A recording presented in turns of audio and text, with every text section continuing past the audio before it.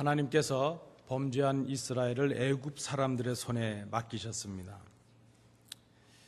그런데 그것은 하나님께서 이스라엘을 버리신 것은 아니셨습니다. 하나님께서는 고통 속에 있는 이스라엘을 보셨습니다. 그리고 그 감독자들의 학대로 인해서 고통받고 있는 백성들의 부르짖음을 들으셨습니다. 오늘 본문에도 보면 하나님께서는 그 고통 속에 있는 백성들을 향해서 내 백성이라 이렇게 말씀하십니다.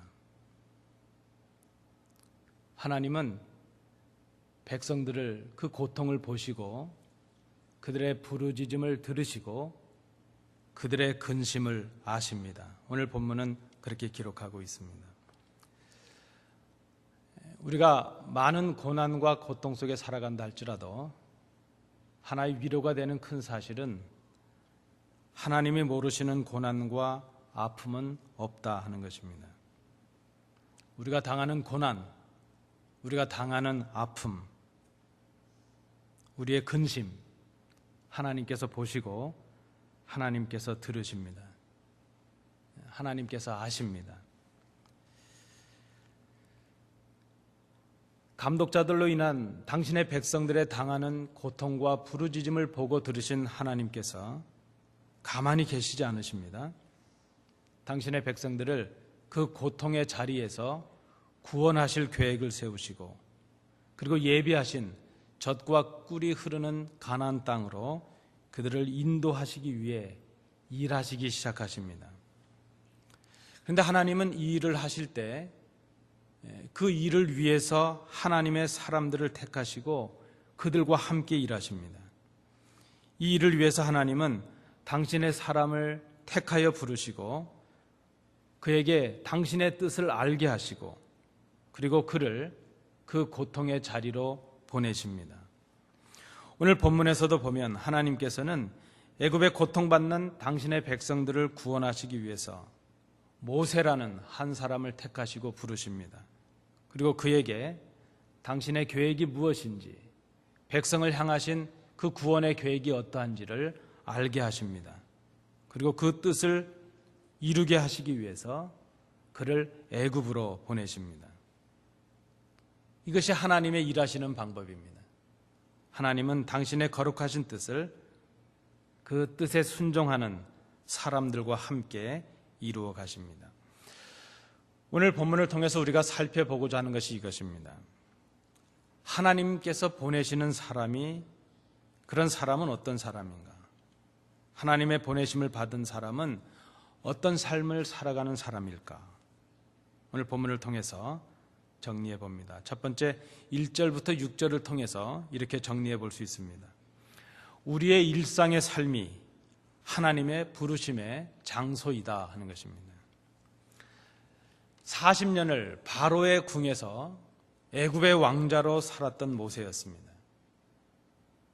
그런데 지금 그는 미디안의 한 제사장 이드로라는 사람의 사위가 되었고 그의 양떼를 돌보며 살아가고 있습니다. 그렇게 초란 목자로 살아간 지 40년의 시간이 지났습니다. 그의 나이가 이제 80이 되었습니다. 양떼를 돌보는 목자였기 때문에 이 목자는 풀과 물을 찾아서 양떼들을 이제 자리를 옮겨가면서 양떼를 먹이는 일을 합니다.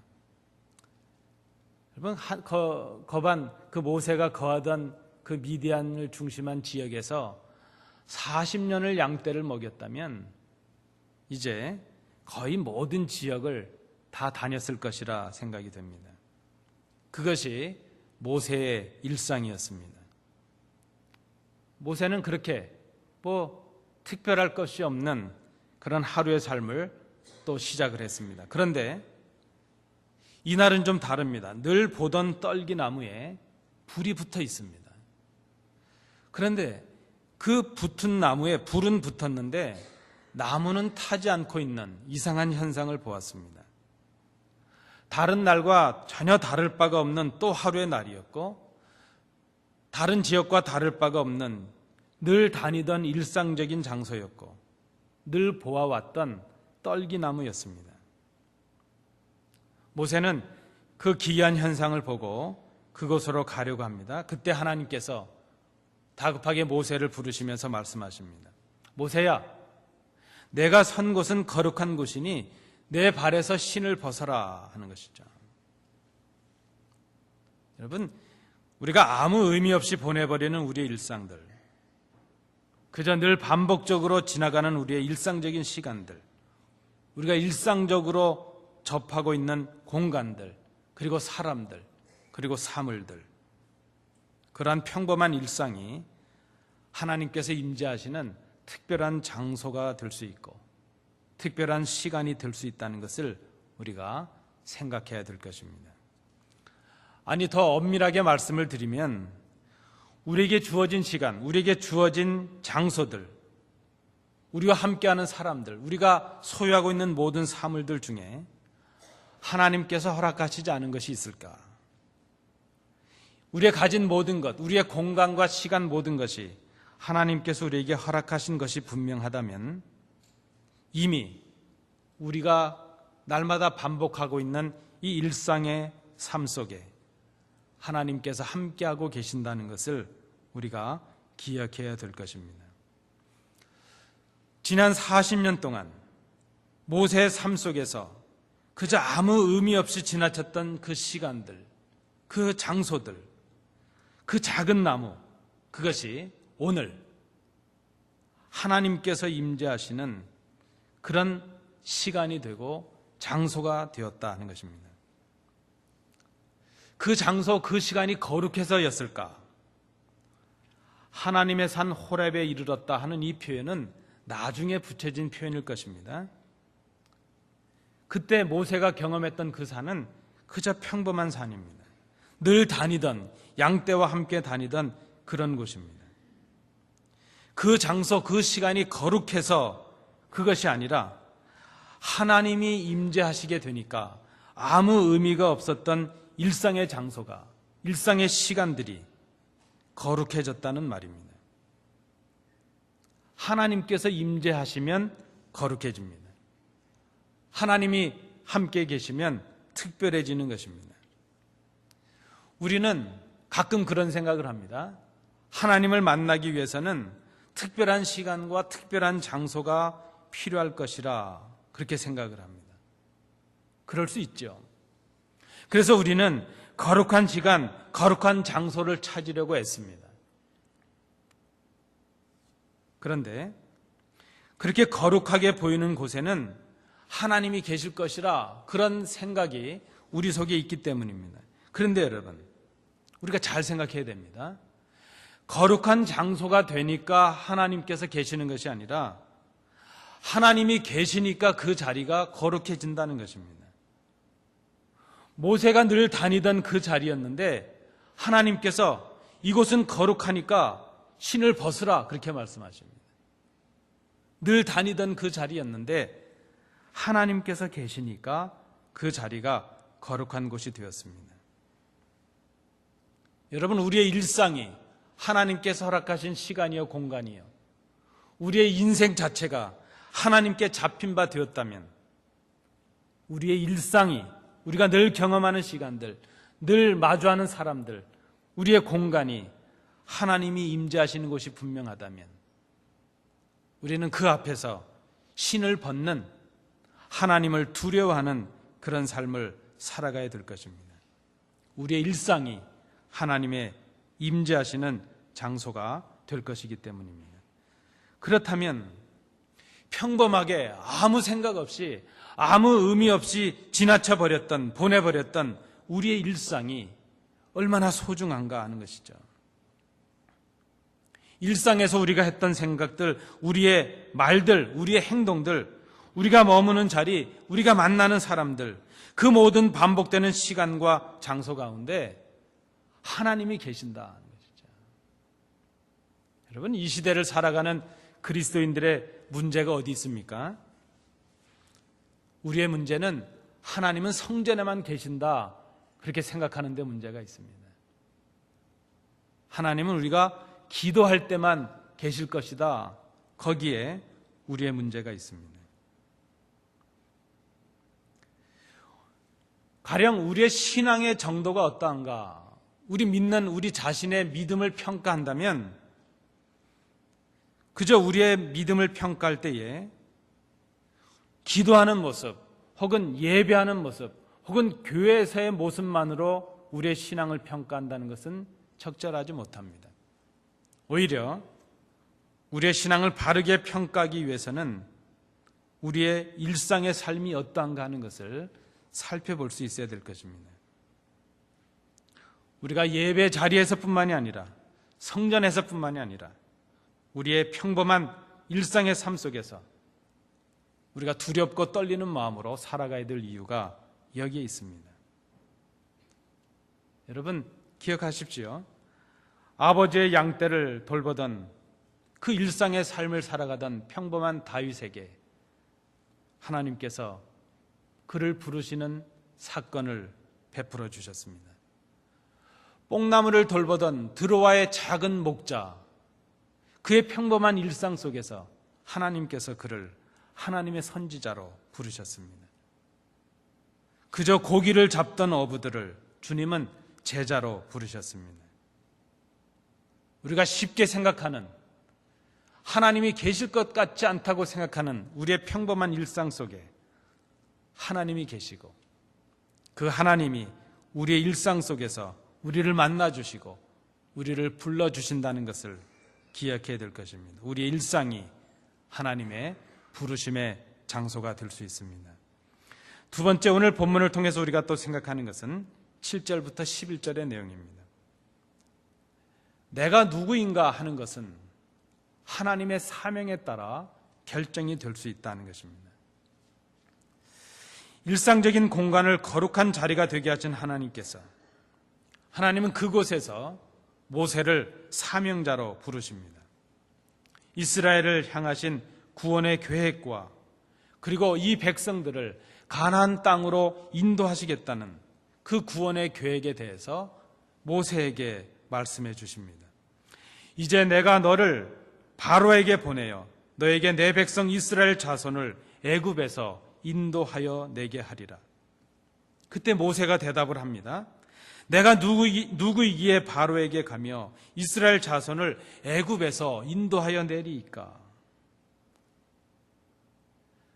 바로의 궁에 애굽의 왕자로 있을 때 모세는 한때 그런 생각을 했습니다. 스스로 자신이 이스라엘의 구원자가 되어야 될 것이요 재판자가 될 것이라 생각을 했습니다. 그러나 이제 그는 더 이상 바로의 왕자가 아닙니다. 장인의 양떼를 돌보는 초라한 목자에 불과합니다. 옛 우리 그 속담 같은 어른들이 하시던 말 중에 이런 말이 있습니다. 겉벌이 서말만 있어도 처가살인 안 한다 하는 말이죠.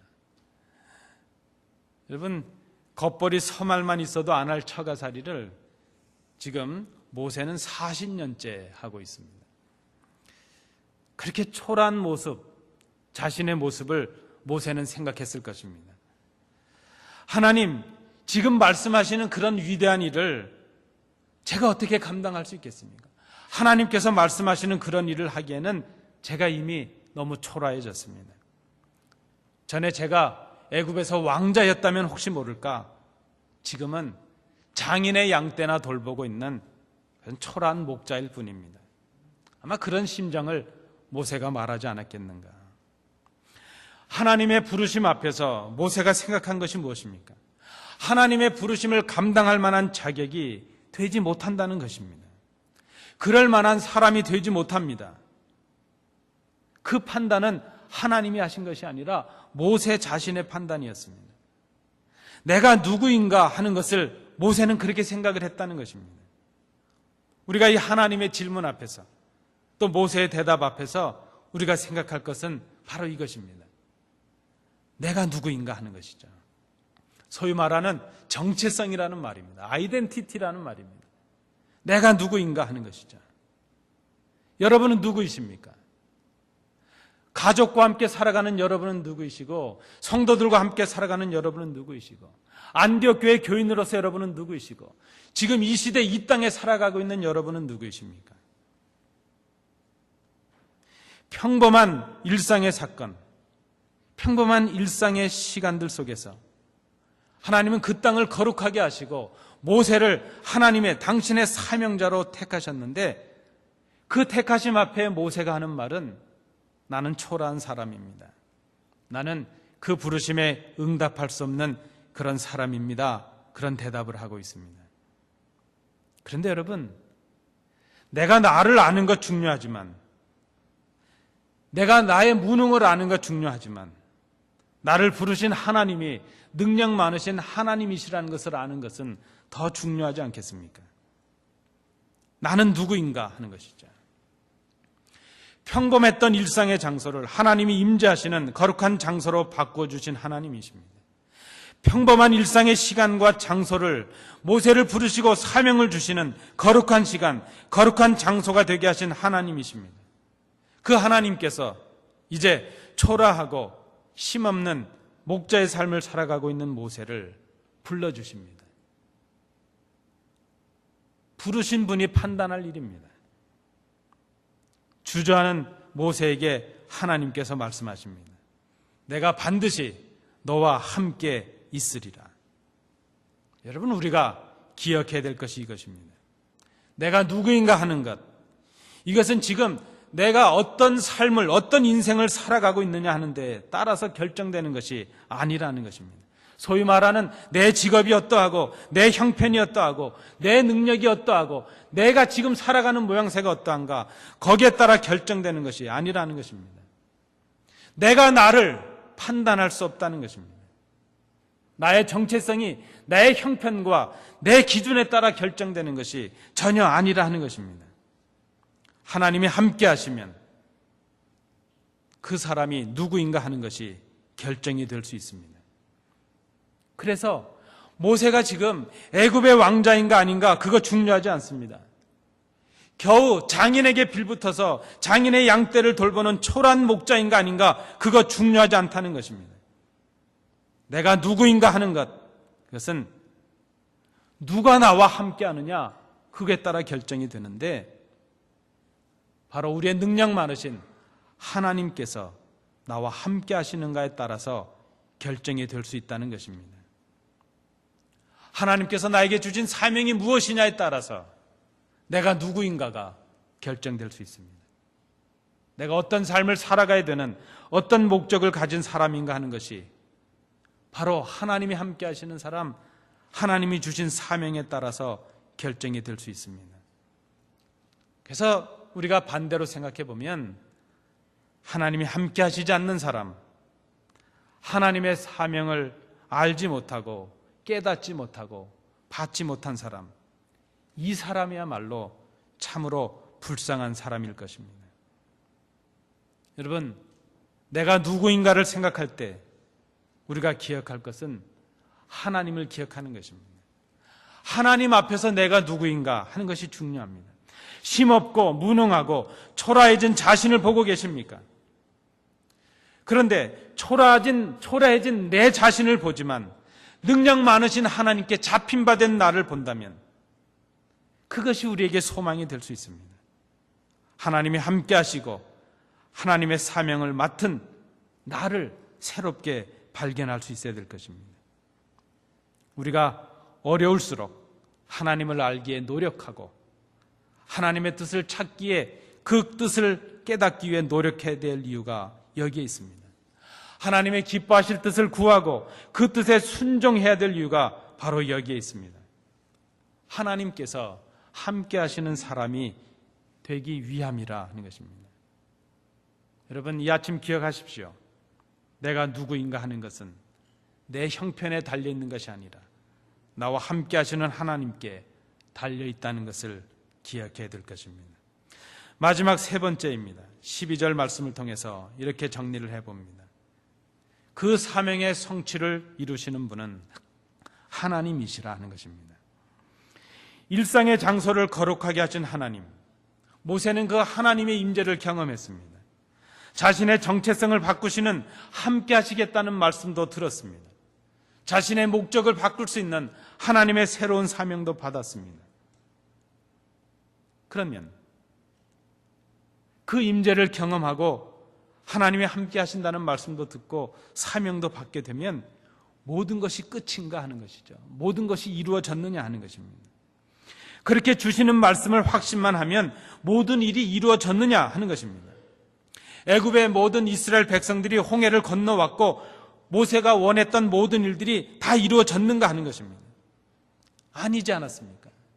전혀 그런 일이 없었습니다.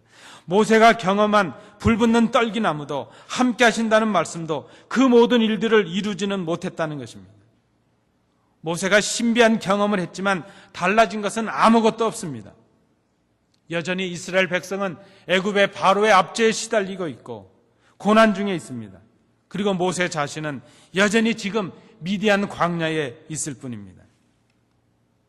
그렇다면 모세가 해야 될 일이 무엇일까? 하나님의 말씀을 신뢰하고 순종하는 것이라 하는 것입니다. 모세가 하나님의 약속의 말씀을 신뢰하고 순종해서 바로 앞에 가게 되면 하나님은 그 일을 이루신다는 것입니다. 하나님의 약속을 의지하고 순종하는 것은 모세이지만 그 일을 이루시는 분은 하나님이시기 때문입니다. 그런데 우리가 하나님의 약속의 말씀을 듣고 하나님의 신비한 임재도 경험하면서도 하나님의 뜻을 이루지 못하는 이유가 바로 여기에 있습니다. 순종하기가 어렵기 때문입니다. 순종의 어려운 이유가 무엇입니까? 아무것도 보여지지 않는다는 것입니다. 떨기나무에 불이 붙어도 함께 하시겠다는 약속의 말씀이 주어져도 여전히 애굽의 백성들, 이스라엘 백성들은 고난 중에 있고 모세는 미디안에 있을 뿐입니다. 아무것도 보여지지가 않습니다. 하나님의 사명이 우리에게 주어진다고 해서 우리의 삶의 형편이 달라지는 것도 아니고 뭔 특별한 능력이 우리에게 임하는 것도 아니라는 것입니다. 그래서 우리는 주저하게 되고 순종하기가 어렵습니다. 하나님께서 처음 갈대 우르에 있었던 아브라함을 부르실 때 주신 말씀입니다. 창세기 12장 1절 말씀에 여호와께서 아브라함에게 이르시되 너는 너의 고향과 친척과 아버지의 집을 떠나 내가 네게 보여줄 땅으로 가라. 보여줄 땅으로 가라 그랬습니다. 이전 우리 성경은 지시할 땅으로 가라 하는 것입니다. 아직 보여주지도 않은 그 미지의 땅을 향하여 가라는 것입니다. 여러분 같으면 가시겠습니까? 아니 그 어떤 땅을 보여줘도 그 땅이 살만한가 좋은가 따져보고 가야 될 우리의 마음인데 알려주지도 않고 보여주지도 않고 일단 가라, 가다 보면 내가 알게 하겠다, 그런 의미가 아니겠습니까? 아직 보여주지도 않은 그 미지의 땅을 향해 그렇게 갈 수 있다는 것, 어떻게 보면 그것은 무모한 일이 아니겠습니까? 상식적이지도 못하고 이성적이지도 못한 그런 일 아니겠습니까? 그래서 우리는 하나님의 말씀을 듣고 감격하면서도 순종하기가 두렵습니다. 주저합니다. 순종한다는 것 자체가 어렵습니다. 그런데 아브라함은 그 약속의 말씀을 신뢰하고 그 말씀을 따라갔다. 성경은 그렇게 기록합니다. 그것이 하나님께서 기쁘게 보셨던 아브라함의 믿음이었다는 것입니다. 하나님은 오늘 모세에게 그렇게 말씀하십니다. 내가 그 백성을 인도하여 낸 후에 너희가 이 산에서 하나님을 섬기리니 이것이 내가 너를 보낸 증거니라. 증거를 보여주셨는데 지금 눈앞에 보여주는 증거가 아니라 내가 그 백성을 인도하여 낸 후에라는 것입니다. 그 증거가 지금의 증거가 아니고 미래의 증거입니다. 앞으로 보여줄 증거입니다. 다만 증거의 약속을 주고 계실 뿐입니다. 지금의 일이 아니고 후에 나중의 일이라는 것입니다. 모세 내가 그 백성을 애굽에서 인도하여 낸 후에 아직 이루어지지도 않은 일, 아직 보여지지도 않은 일, 그 일을 가지고 순종하라, 그렇게 지금 말씀하시고 있습니다. 그런데 성경은 우리에게 증거합니다. 아직 보여지지 않은 일을 보는 것 같이 해서 하나님의 말씀을 의지하고 그 말씀을 신뢰하고 그 말씀을 따라가는 것, 그것이 바로 믿음이라 하는 것입니다. 여러분, 순종은 어떻게 할까요? 확실하게 보여지면 할까요? 순종은 지금 하는 것입니다. 보여지지 않았는데 하는 것입니다. 확실한 증거가 아직 주어지지 않았는데 하는 것입니다. 그것이 순종입니다. 그리고 그 증거는, 그 결과는 후에 보여지게 될 것입니다. 우리가 할 일은 순종하고 하나님께서 이루실 때까지 기다리는 것입니다. 농부가 씨를 뿌렸습니다. 그 씨가 자라서 열매가 거쳐질 때까지 농부는 소망과 믿음을 가지고 기다립니다. 하나님의 역사가 이렇게 이루어집니다. 하나님의 역사는 이런 하나님의 말씀에 순종하고 그 하나님의 능력을 의지하고 기다리는 이런 믿음의 사람들을 통해서 하나님께서 이루십니다. 모세에게 주신 하나님의 약속의 말씀이셨습니다. 오늘 말씀을 통해서 우리가 생각해야 될 것이 바로 이것입니다. 하나님이 어떤 분이신가 하는 것을 생각하는 것입니다. 우리가 좀 더 성숙한 그리스도인들이 되기 원하신다면 하나님을 예배 자리에서만 찾지 말아야 될 것입니다. 하나님을 교회에서나 계시는 그런 이상한 하나님으로 만들어가지 말아야 될 것입니다. 당신의 백성들을 구원하시기 위해서 일상의 시간과 일상의 장소를 거룩하게 하시는 분, 바로 그분이 하나님이십니다. 평범한 사람들과 함께 하심으로 그들을 하나님의 뜻을 이루는 사명의 사람들이 되게 하시는 분, 그분이 바로 하나님이십니다. 그리고 그 구원의 역사를 위해서 그들을 보내시는 분, 그분이 바로 하나님이십니다. 우리가 늘 경험하고 늘 아무 의미 없이 보내버리는 이 평범한 일상의 시간과 공간들, 그것이 바로 하나님이 계시는 예배 장소요, 우리를 만나주시는 장소요, 우리에게 사명을 주시는 거룩한 자리임을 우리가 생각해야 될 것입니다. 그래서 우리는 일상의 삶 속에서도 두렵고 떨리는 마음으로 살아가야 됩니다. 이웃을 대할 때 그 이웃 뒤에 계시는 하나님을 바라볼 수 있어야 될 것입니다. 가족과의 삶 속에서도 그 가정의 주인 되시는 하나님을 바라볼 수 있어야 될 것입니다. 우리 일상의 우리의 언행 가운데서도 말없이 듣고 계시는 하나님을 우리가 기억해야 될 것입니다. 내가 누구인가? 그것은 내 형편과 내 능력에 달린 것이 아니라 나와 함께 하시는 하나님께 달려 있음을 우리가 생각해야 될 것입니다. 그렇다면 우리가 할 일이 무엇입니까? 우리에게 주신 이 약속의 말씀을 순종하는 것입니다.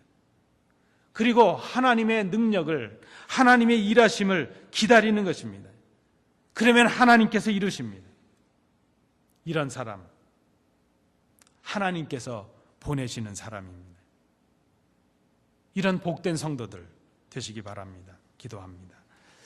은혜로우신 아버지 하나님, 평범했던 자리에서 평범했던 사람을 하나님의 사람으로 보내시는 그 역사를 생각합니다.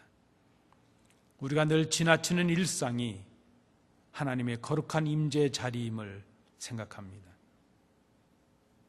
하나님의 약속을 신뢰하고 순종하며 하나님의 이루심을 기다릴 수 있는 하나님의 보내심 바 된 복된 저희들 되게 하여 주옵소서. 예수님 이름으로 기도하옵나이다. 아멘.